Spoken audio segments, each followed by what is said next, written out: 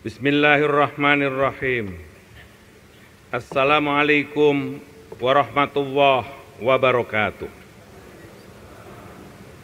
Salam sejahtera untuk kita semuanya. Yang kami hormati Ketua Dewan Perwakilan Rakyat Republik Indonesia dan para Wakil Ketua Dewan Perwakilan Rakyat Republik Indonesia. Yang kami hormati Ketua Dewan Perwakilan Daerah dan para Wakil Ketua Dewan Perwakilan Daerah. Yang kami hormati Ketua Mahkamah Agung Republik Indonesia. Yang kami hormati para Wakil Ketua Majelis Permusyawaratan Republik Indonesia. Yang kami hormati para anggota Majelis Permusyawaratan Rakyat Republik Indonesia.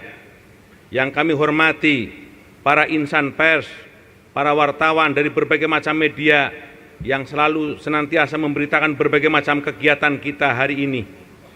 Yang kami hormati para tamu undangan, saudara-saudara sebangsa dan setanah air, hadirin hadirat yang berbahagia. Marilah kita bersama-sama bersyukur kehadirat Allah Subhanahu wa Ta'ala yang selalu memberikan karunia, kesehatan, keberkahan kepada kita, sehingga hari ini kita dapat menjalankan tugas konstitusi kita sebagai anggota Majelis Permusyawaratan Republik Indonesia. Tak lupa kami mengajak untuk senantiasa menyampaikan sholawat dan salam kepada junjungan kita Nabi Muhammad SAW. Sidang majelis yang berbahagia, kami bersyukur kehadirat Allah. Baru saja para pimpinan Majelis Permusyawaratan Rakyat Republik Indonesia menyampaikan sumpah dan janjinya di hadapan Allah Subhanahu wa Ta'ala dan di hadapan rakyat Indonesia menurut agama yang diyakini. Sebagai ketua, saya juga telah melakukan kewajiban tersebut dan telah bersumpah dan berjanji menurut agama Islam. Sebagai ketua yang dipilih secara demokratis, saya mengucapkan terima kasih atas semua kepercayaan yang diberikan oleh para pimpinan fraksi dari berbagai macam partai politik yang ada di tanah air.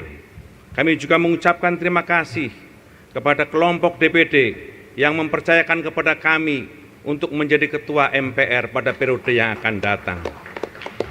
Kami merasa sebagai ketua, saya bukanlah orang yang terbaik di antara saudara-saudara semuanya. Karena itu, jika kami sebagai ketua ada ucapan, tindakan, dan keputusan yang baik, ikutilah keputusan dan tindakan kami itu. Tetapi jika ada ucapan, tindakan, dan keputusan kami yang salah, koreksi dan kritiklah kami sebagai ketua.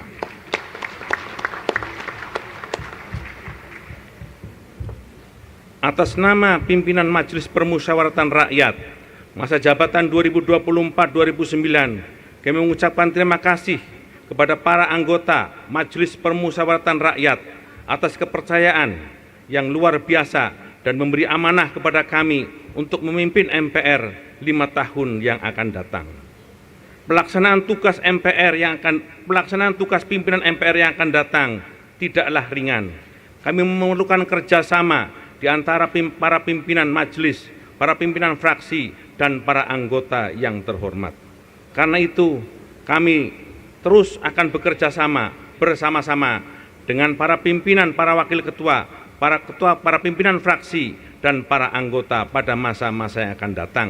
Karena tugas-tugas konstitusional yang dibebankan kepada kami tidaklah ringan.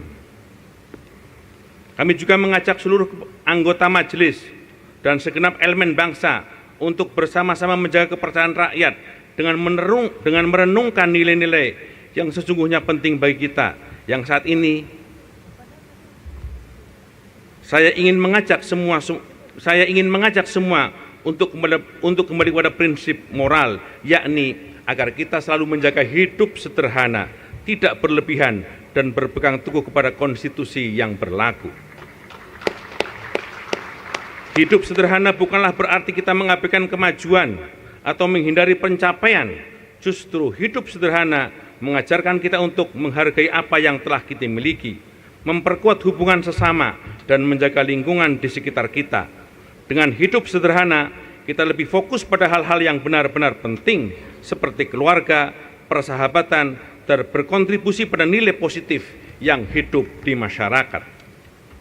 Selain itu, mari kita ingat bahwa sebagai warga negara yang baik, kita harus berpegang teguh pada konstitusi yang telah kita sepakati. Kita harus terus menjunjung tinggi hukum dan kita harus terus menjunjung tinggi norma-norma yang berlaku di masyarakat. Sidang majelis yang berbahagia, wewenang dan tugas MPR telah diatur dalam Undang-Undang Dasar Negara Republik Indonesia tahun 1945 dan peraturan perundang-undangan lainnya. Karena itu kami mengajak kepada seluruh anggota MPR untuk berkhidmat menjalankan wewenang dan tugas tersebut sesuai dengan peraturan dan perundang-undangan yang berlaku. Agenda kenegaraan yang penting setelah ini adalah kita akan segera melakukan tugas konstitusional kita yang penting, yakni melantik Presiden dan Wakil Presiden hasil pemilihan umum 2024 tanggal 20 Oktober hari Minggu yang akan berlangsung itu. Kami mohon kerjasama yang baik di antara seluruh anggota Majelis Permusyawaratan Rakyat, para pimpinan partai politik, dan seluruh fraksi dan kelompok DPD untuk menyukseskan pelaksanaan pelantikan Presiden dan Wakil Presiden hasil pemilihan umum 2024 yang akan datang. Pelantikan Presiden dan Wakil Presiden tersebut adalah bukti kita telah melangkah maju, melaksanakan demokrasi yang baik.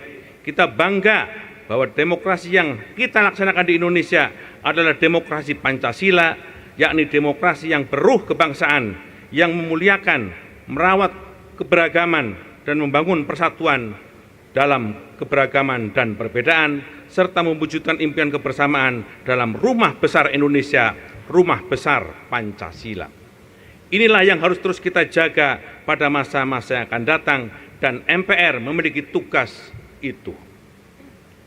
Kita harus menghidupkan kembali api kepeloporan para pendiri bangsa demi memuliakan martabat bangsa dengan kesungguhan dan komitmen, keluasan wawasan, dan keteguhan integritas untuk mewujudkan visi dan misi negara sebagaimana termaktub dalam pembukaan Undang-Undang Dasar 1945. Dalam kaitan itu, MPR adalah hulu politik kenegaraan kita. Bila hulunya cemar, seluruh aliran yang merembas ke hilir akan tercemar juga. Dengan niat suci dan kesungguhan yang tanggung jawab yang penuh, kita harus bahu-membahu dalam kebajikan untuk sama-sama menjaga agar sumur politik MPR tetap jernih.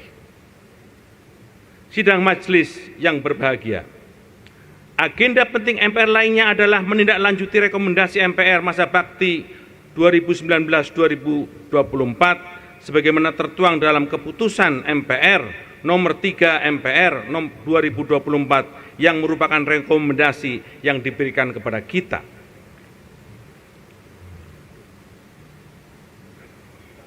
Saudara-saudara sekalian yang saya hormati, kita sekarang menyaksikan eskalasi politik yang luar biasa, yakni meluasnya eskalasi politik di Timur Tengah yang memungkinkan terjadinya berbagai macam bahaya di depan kita.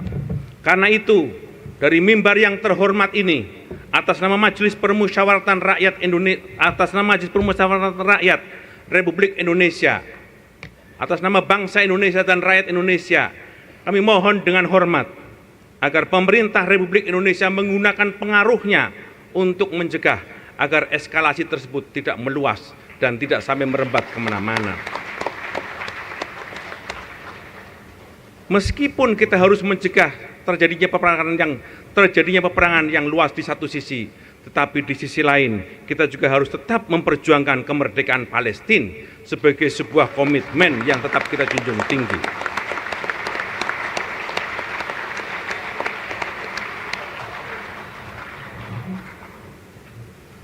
Kemerdekaan Palestina adalah sebuah amanah kesejarahan yang tetap kita pikul sejak 1955 ketika Konferensi Asia Afrika di Bandung dilaksanakan. Itu adalah dasar sila Bandung yang sampai sekarang menjadi amanat dan belum tercapai. Karena itu, pengaruh yang kita miliki, baik di non-blok, di G20, di APEC, di OKI, MPR mendorong agar pemerintah Republik Indonesia menggunakannya untuk mencegah peperangan yang lebih luas dan menciptakan Palestina yang lebih merdeka.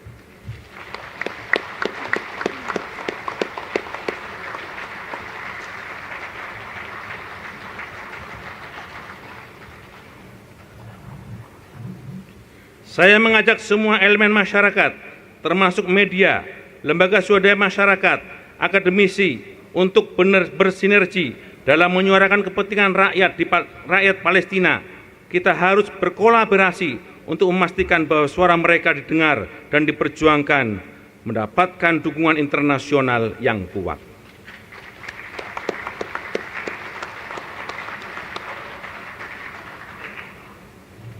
Sebagai lembaga yang mewakili seluruh rakyat Indonesia, MPR memiliki peran strategis dalam membangun fondasi ketatanegaraan yang kokoh. Dalam konteks yang semakin majemuk, tantangan menjaga harmoni antar warga negara akan semakin kompleks. Kita menghadapi berbagai perbedaan, baik dalam etnis, agama, budaya, termasuk pandangan politik. Namun perbedaan itu adalah kekuatan kita, dan itu justru kekuatan yang kita miliki. Pancasila sebagai dasar negara mengajarkan kita untuk menghargai keragaman perbedaan itu, namun kita diminta untuk bersatu dalam kesatuan tujuan, yakni kemajuan untuk bangsa dan negara. Untuk itu, kita harus menghadapi kemajemukan itu dalam komitmen Pancasila yang kuat, kebersamaan yang kuat, dan harmoni yang kuat. Kita perlu mendorong pemahaman yang lebih mendalam tentang nilai-nilai Pancasila, bukan hanya sebagai lambang, tetapi sebagai pedoman dalam hidup, dalam setiap tindakan dan kebijakan.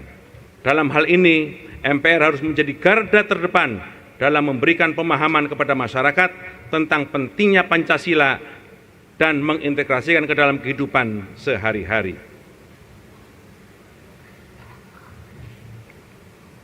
Saudara-saudara sekalian yang saya hormati, kita harus menghadapi tantangan globalisasi yang membawa dampak positif, meskipun juga ada catatan-catatan yang juga negatif. Dalam hal ini, tantangan globalisasi ini seringkali membawa pada praktek ketatanegaraan kita yang itu akan menjadi tantangan dalam penyelenggaraan ketatanegaraan kita pada masa-masa mendatang. MPR harus mampu menjawab tentang suasana dan tantangan-tantangan tersebut. Saudara-saudara sekalian yang saya hormati,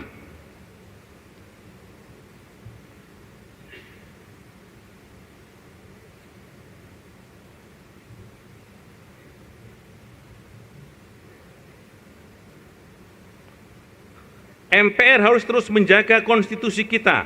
Undang-Undang Dasar Negara Republik Indonesia tahun 1945 harus terus kita jaga sebagai sebuah undang-undang dasar yang menjadi rujukan dari setiap undang-undang yang akan kita produk. Undang-Undang Dasar 45 bukan hanya sekedar dokumen hukum, tetapi juga cerminan dari perjuangan dan cita-cita bangsa. MPR harus memastikan bahwa setiap perubahan dan amandemen yang dilakukan tetap berlandaskan pada prinsip-prinsip demokrasi, keadilan, kesejahteraan rakyat. Dengan demikian, kita dapat mewujudkan negara yang aman, adil, dan sejahtera untuk semuanya. Saudara-saudara sekalian yang saya hormati, demikian beberapa hal yang kami anggap penting untuk menjadi pidato awal Ketua MPR di hadapan sidang majelis yang berbahagia. Atas perhatian saudara-saudara sekalian, kami ucapkan terima kasih. Wassalamualaikum warahmatullahi wabarakatuh.